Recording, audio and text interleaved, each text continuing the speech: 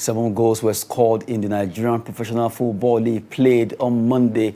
Well, matches were across different centers in Nigeria, the Nigerian Professional Football League, where we have Katsina United played so 1-0 draw against Atlant. Lobby Stars against Remo Stars was 1-0 in favor of Lobby Stars at the Upper Aku Stadium. Kano Pillars defeated Abia Warriors 2-1 in that encounter. Nasarawa United, they were able to do well, courtesy of Chijoke Alaikwe, who scored for that team at Lafayette Township Stadium. Those are the matches as it went down in the match day 14 conclusion games for the MPFL. I am Adeniyi Ajishafe, welcoming you properly into the world of sport on 360 Sport on Trust TV. Well, joining me to talk sport is Olawale Peters. Good to have you. Good evening, Adeniyi. It's my pleasure to be here. Well, we just saw some result there of the MPFL matches played just on Monday. The remainder of matches that were yet to be played in the MPFL, we saw about 7 goals being scored by all these teams. Well, Remo Stars losing again, third match in a row. It's as if the winning mentality now has dropped. I don't know what really happened. Okay, and I think what they need this time around is they need the coach to psych them, to let them know that they are not a loser. At a particular point in time, they will have this, what they are going through right now. Because losing 3 matches in the space of 4 matches, it's not really the good one. The competition that we are seeing at the beginning of the season between Rivers United, Plateau United, Remo Stars, right now it's going down. So it's not really a good thing for them. They shouldn't allow that to demoralize them, because an individual mentality is the team mentality. The mentality that an individual has is the mentality that the whole team are going to have. So they should have that winning mentality that we can still do it. And another good one that happened is the Atlant. Maybe the alerts that has been entering, yes.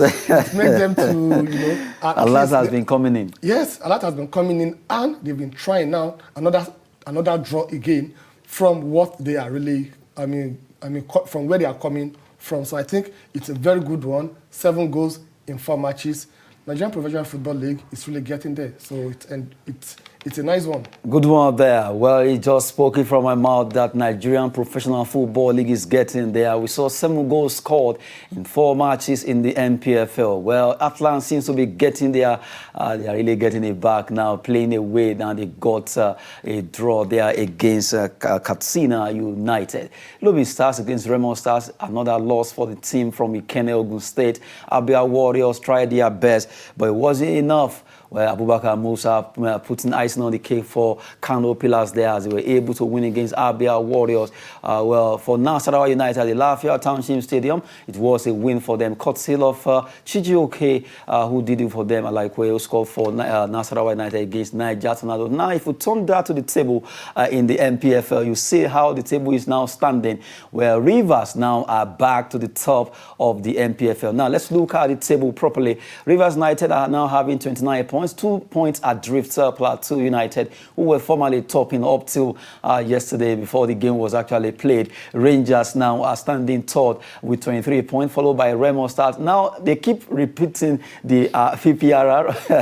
It's now RPRR.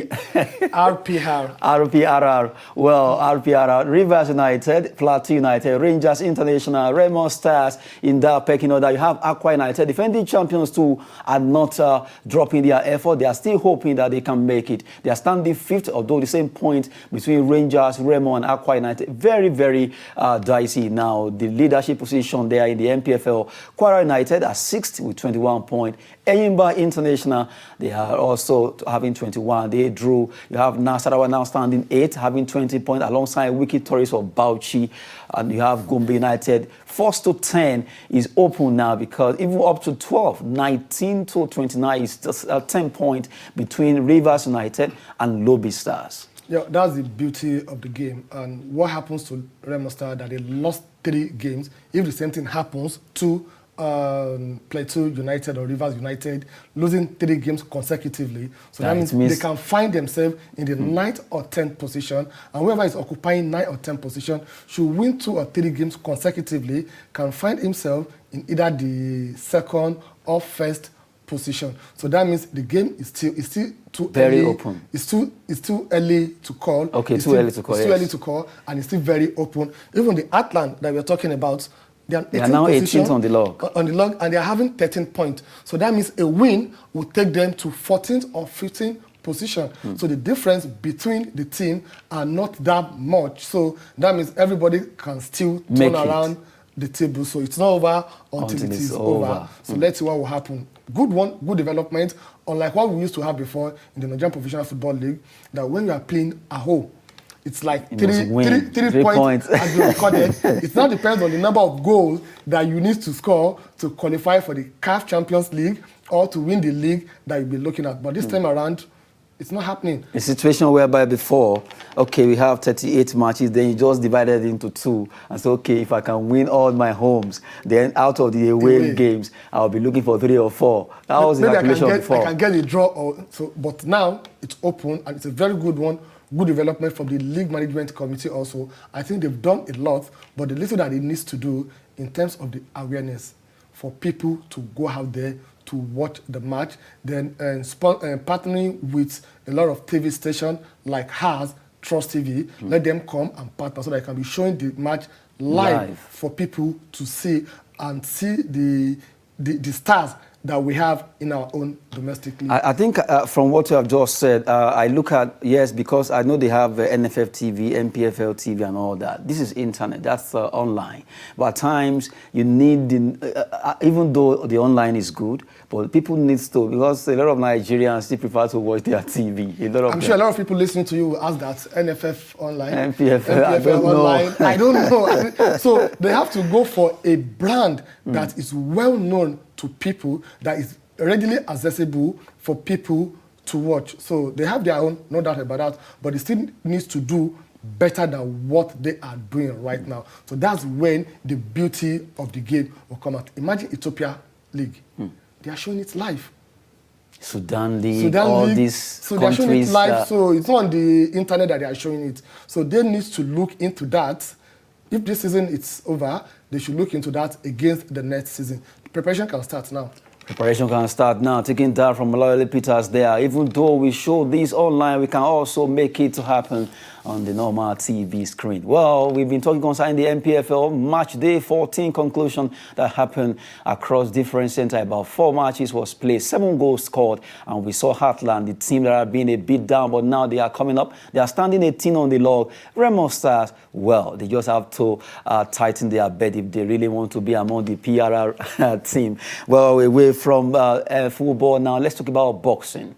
A Nigerian lady by name Yetunde Aina did well for Nigeria as she was able to win her fight in the World Boxing Federation International Bantamweight belt. This lady did so well. She won the fight against Laura Payne over there in London, England. She fought her fight and she was able to win. We celebrate this lady who did well, a police constable from Nigerian Police Force. And right now, Nigerians are celebrating her for the fact that she was able to win that particular fight that took place in London. Quietly, she went there. In fact, there was no brouhaha concerning the fight. She went, she saw, she conquered, and now she became a celebrity. We're having another Chema Joan in the making. So that shows the number of talents that we have in this country when it comes to sport in general, not only in football.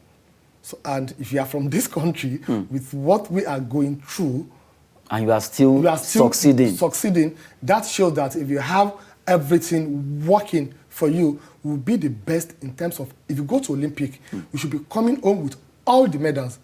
If you're talking about swimming, Ilaje in Lagos, go to that place. You see how small boys and girls are swimming. Go to Bayelsa State, Rivers. You see them. Let's go to Ajegunle also. This boxing you're talking about, you see them doing it for fun. So what we just need is not that the government are not trying, the private investor, the private individual, not that they're not trying, but we should do more to promote this so that I can have the likes of this achievement coming into the country. A very good one.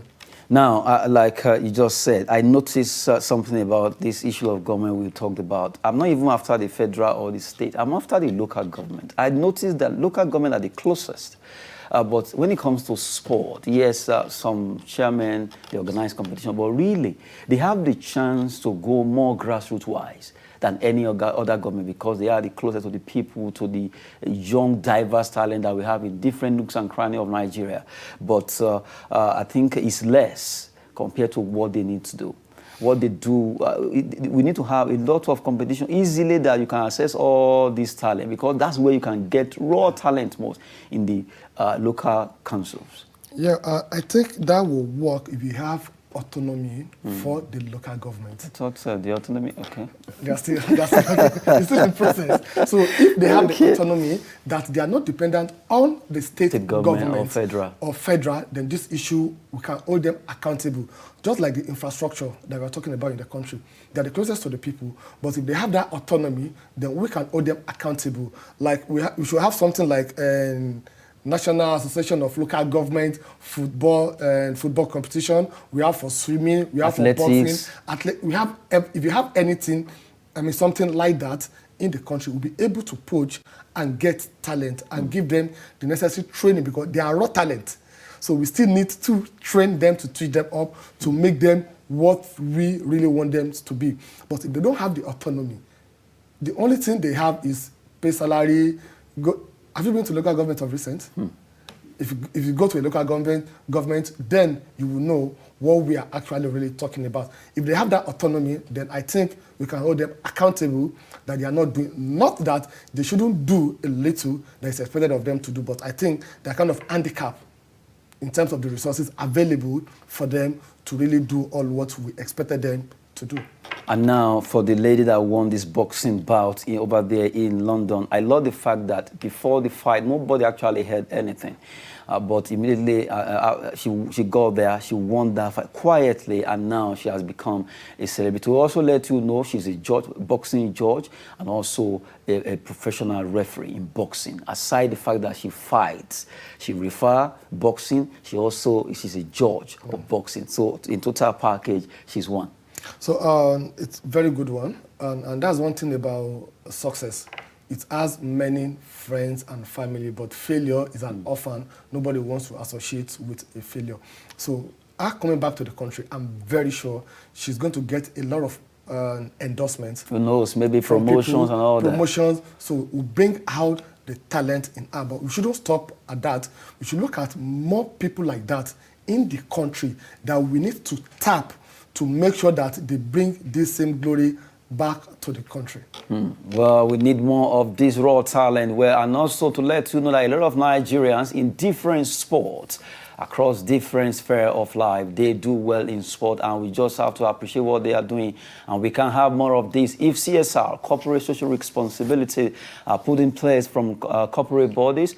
Not forgetting the government, all hands must be on deck to make sure sport thrives in Nigeria. We've been looking at Yetunde Aina, who won boxing bantamweight belt over there in London in the World Boxing Federation category, celebrating the Nigerians always thrive despite whatever they face.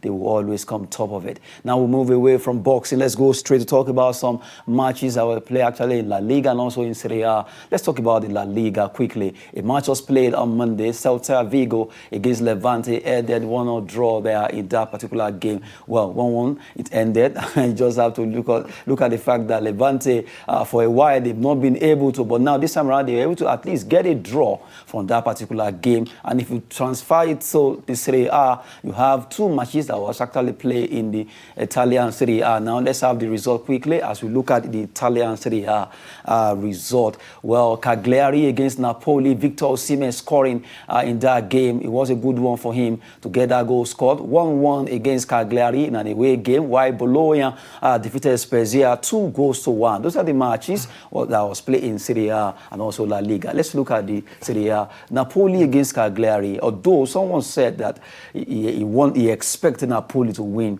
against Cagliari so that at least they can upstage AC Milan at the top of the table, but it wasn't to be. Okay, and if you see the match between Napoli and Cagliari yesterday, is a battle between top three and bottom four. Bottom four. Because Cagliari also, they are fighting relegation. So they have to fight hard. They have to fight it out seriously. And if not because of the fantastic save from the Napoli goalkeeper, it will have been more than 1-1. So I don't have any doubt when they are the best defending team in Serie A currently now. They've conceded only 18 goals, the best so far. And thanks to our own Victor Osimhen for equalizing in the 87th minute, a powerful header. So if not, it would have been 1-0. And it's still not over for Napoli. Currently, they are sitting third on the table with 54 points. They are on the same point with Inter Milan, who have a game at hand, and 2 points behind AC Milan, who are topping the table with 56 points. If they continue with this rate, with this same way that they are playing, the performance, I think, who knows, maybe they can win the Scudetto. So it's not over for them. They should just keep on making sure that they didn't lose the concentration, because football is all about concentration. Once you lose that concentration, even for a minute, we saw what happened between Manchester United and Liverpool. Leeds United. Within 1 minute, they conceded 2 goals. So that's one thing concentration can cause. It's like you are driving, immediately you just close your eyes, even for 1 second or 2 seconds, you can find yourself away from the highway. So that's what happens. So that's what Napoli needs to do now.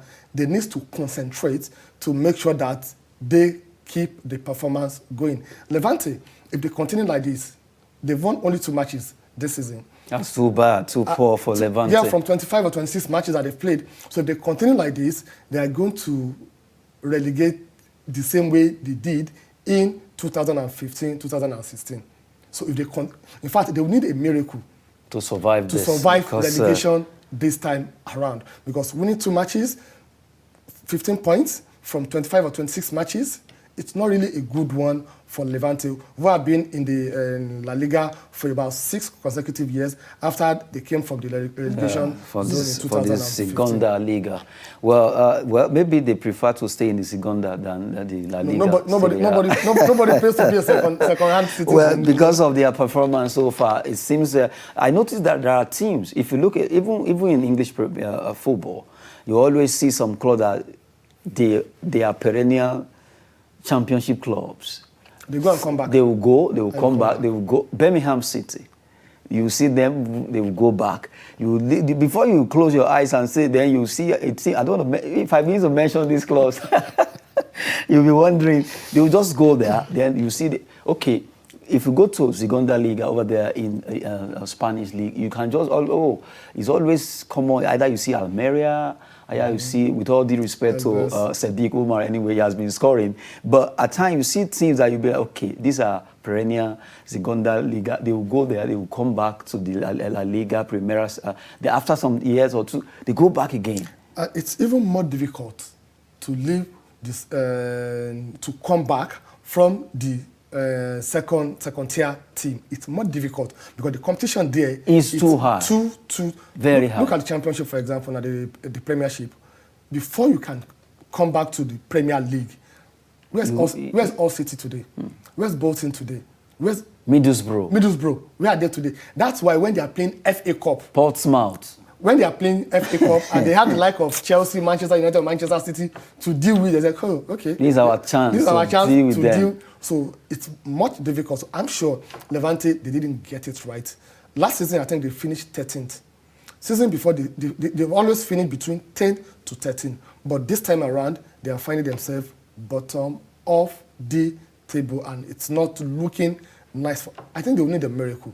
But this football, anything can happen. Who knows? The next 5-6 matches, they'll be winning.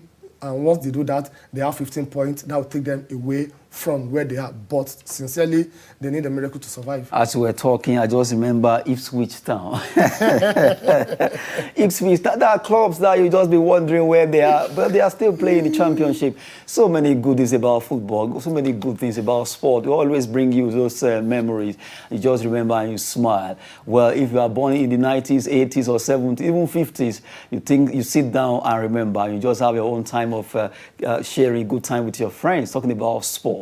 We've been looking at results from the La Liga and also Italian Serie A that's been happening. Well, quickly, let's move to the big one. The big one that will be happening tonight. UEFA Champions League round of 16. Matches will be coming up between Chelsea and Lille. Big one there. I have Juventus against Villarreal. Now, let's take it one by one. Chelsea, Lille. Lille, we know what they did last season, defending champion French Ligue 1, what they did before they qualified to the round of 16. Chelsea is, in fact, even somebody who doesn't know anything about football will know that the sky is blue or whatever it is. But right now, Chelsea Lille tonight. This game is a game that, okay, everybody wants to see that. What's going to happen between Lille and Chelsea? Not forgetting that the man that is coaching Chelsea now came from France. He knows French league football very well. So he knows what to do against Lille. That is Thomas Tuchel. Okay, it's Chelsea match to lose tonight. If you are the current World Club winner, champion, and you're also the current Champions League winner, so every team wants to beat you. Ganging up against. So they'll be ganging up against you. So it is Chelsea game to lose tonight. However, and if you look at least the last 10 European matches that Chelsea have played at home against French team, they've lost only once to PSG in 2016. After that, they've been winning. And against Lille also, I think they've met only twice. And they met in 2019, 2020 football European season during Frank Lampard. Both home and away, Chelsea won. So in terms of the statistic, performance, it is for Chelsea. But that doesn't mean they should now underrate their opponents that, oh, we've won the match before the game. We saw what happened over the weekend, their game against Crystal Palace. It took almost the end of the game before Hakim Ziyech got the winning goal. Okay? So that shows that it's going to be a very tense match tonight. And Lille also, they've never qualified for quarter-final before. Their best has been round of 16. In fact, the last time they qualified for the round of 16 was in 2005, 2006 against Manchester United, when Manchester United beat them both. I think then this Nigerian man, Osaze or Denwege, was still part of their squad. Yes, exactly. Was part of the squad then. So that was the last time they played in the round of 16. So they also wants to make a statement and break that record that he wants to play in the round in the quarter final. And how can they move to the quarter final? Is by winning tonight's match. So it's going to be a very, very interesting match. Even though they want to win tonight's match, do you see them winning tonight's match? No. It's not possible against Chelsea. Well, everything is possible in the game of football, but it will be difficult, like mission impossible for them. It's going to be a mission impossible for Lille to go to Chelsea, Stamford Bridge to defeat them. While we wait to see if they can turn things around against the Blues. While we look at the second game, Villarreal, they will be hosting Juventus. They are called the old lady. Can the old lady goes to the new lady and actually beat them? I think they should even change that name from the old ladies, because the old ladies, like, they're getting tired. They are getting tired now. The old ladies getting tired now. Okay, it's going to be a very good game. And knowing fully that the two teams have not met in the Champions League, either group stages or quarter-final. In any category before. First time. This is going to be the first time they will be meeting. So they don't have that history. But if you look at the performance of Villarreal, the last 5 matches, I think they won 3, they drew 1, and they lost 1. They scored 9 goals, and they conceded only 2 goals. That's for Villarreal. But for Juventus, the old ladies, they are getting tired. They won 2, and they drew 3. They scored only 6 goals in 5 matches, and they conceded 3 goals. They are playing their style, because defensively, Italians know that's their style of football. I noticed that really, maybe it's their own time of getting dwindling. Well, they've dominated the Italian Serie A for 9 good years in a row, and now it's their own time to drop. The way it happened to Barcelona is the way it's happening to them. The way it's happened to Manchester United is the way it's happening to Juventus. That's the way I'm seeing them right now. They just have to take time before they pick up. Okay, I agree with you. The way it happens to Juventus and Barcelona. Why mentioning Manchester United? But the reality is the fact that since Ferguson left, Manchester United have not been able to get the even before he left, about 3 or 4 seasons, they've not been the champion consistently like Juventus and Barcelona. So you shouldn't put them in that. Okay, they shouldn't be there. They shouldn't be in that. Oh my goodness, Man United fans! I didn't say that. He said. So I think the game we're going to see tonight is going to be between a defensive-minded team and attacking-prone team. Villarreal, attacking-prone team, having scored 9 goals in 5 matches, and Juventus also having conceded only 3 goals in 5 matches and had 3 draws from 5 matches. So it's going to be very, very, very interesting to watch and see who will have an edge against the second leg. Well, we've been looking at the UEFA Champions League round of 16 matches that will be coming up tonight. Well, matches will be played. 2 matches will be coming up between those 4 teams, Chelsea versus Lille and Juventus playing away to Villarreal over there in Spain. Before we go, let's look at this particular topic that has been going around in the world of sport. Well, there's a player, although we know him as a Mercurial maestro, midfield maestro, J.J. Augustino Kocha. What he did while he was playing is something that everyone will be like, this guy ought to win World Footballer, African Footballer, although he got the BBC. But just recently, news came out that, from Samuel Eto'o's side that it's an injustice to that man for him not to be to have won. In fact, he himself is placing him as among the world-class players alongside likes of Ronaldinho and the rest.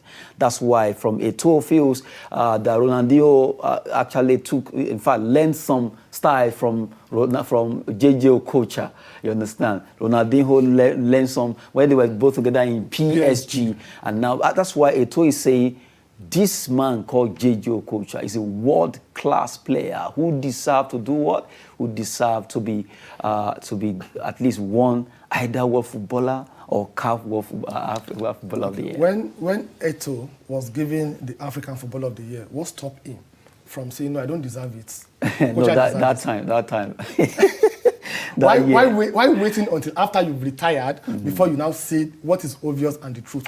The truth is when JJ won the BBC Footballer of the Year, we all knew that he's supposed to be the African Footballer of the Year. But a lot of politics comes into play, just like we saw during Lewandowski and Messi issue. But that doesn't mean you take it away from Okocha that since he left Super Eagles, we are still searching for a creative midfielder, a creative and talented midfielder. You know, there's a difference between natural skills and something that you train yourself for. Naturally, Okocha is blessed with skills. He's the one that can pass without looking at you. He's the one that can dribble. Go and ask Oliver Kahn, the former, what he did to him. So it's no doubt about that.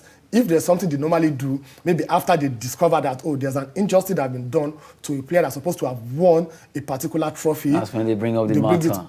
I think he should collect it. But nevertheless, we know he is our own world-class player. J.J. Okocha, the Augustine, that's his name. Well, it's short into Austin. We just have to celebrate that man. He really played well when it comes to football. World-class J.J. Okocha. Coming from Samuel Eto'o Fields, we've been talking on 360 Sports on Trust TV. It's a wonderful time in the studio with Lawale Peters. Thanks for those analysis and also those figures. It always makes whoever is watching to know that, yes, you just have to analytically express football. Thank you very much. It's a pleasure being here, Denny. Good one there. Well, as we always say, that sport is fitness and business. Keep doing it. It will do you good if you are an athlete and also people out there. Remember, you can actually give back to society by supporting sport in the grassroots level. Thanks for watching.